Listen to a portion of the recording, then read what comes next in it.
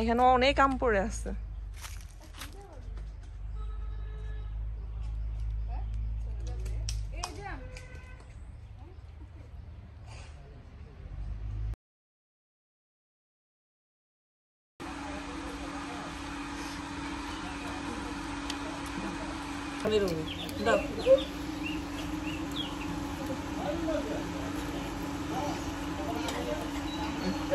মজা না।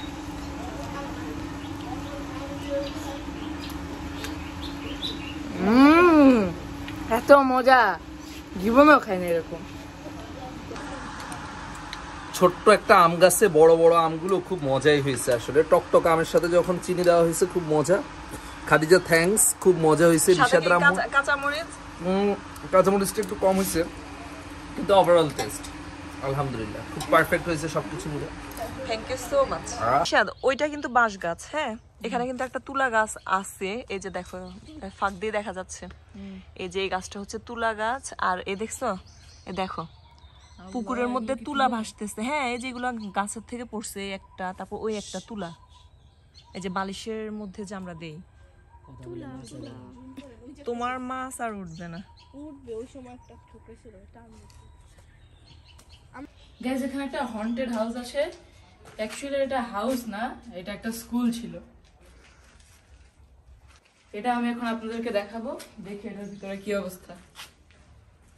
আচ্ছা, আগে এটা দেখাই, এটা স্কুলটার নাম কি ছিল?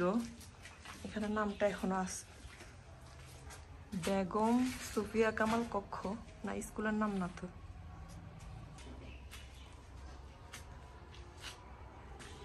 গাইস রাতের বেলা নাকি মানুষ এগুলার এটার ভিতর থেকে নাকি লাইটের আলো পায়, আবার সাউন্ড পায়। বাট এটার ভিতরে আসার পর দেখে যে কিছুই থাকে না, তাই না? হ্যাঁ, এটার উপরেই অবস্থা কেন আল্লাহ।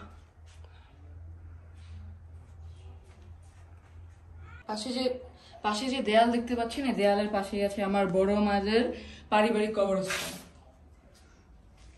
এই যে দাঁড়া, কবরস্থানটা হচ্ছে এই পাশ দিয়ে, তাই না?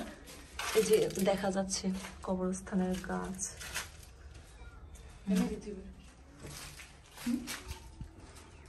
পাশে আরেকটা রুম আছে, আপনাদেরকে দেখিয়ে দিই।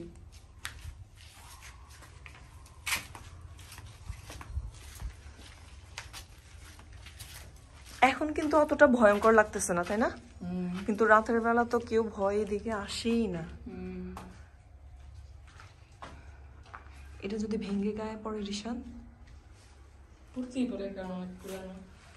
একবার নাকি, হ্যাঁ রিশাদ, এখানে নাকি কে যেন দেখছে লম্বা সাদা ড্রেস পরে একবারে ছাদ পর্যন্ত কেউ একজন দাঁড়ায় আছে। ওটা কি ছিল? জিন ছিল মনে হয়। হইতে পারে।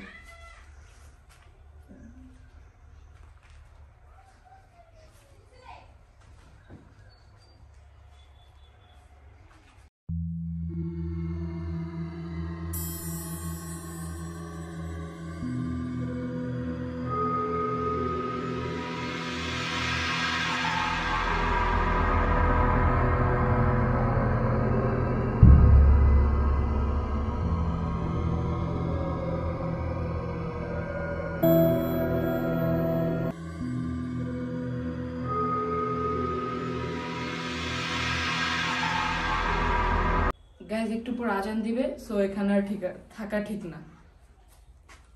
চলো তাহলে চলে যাই।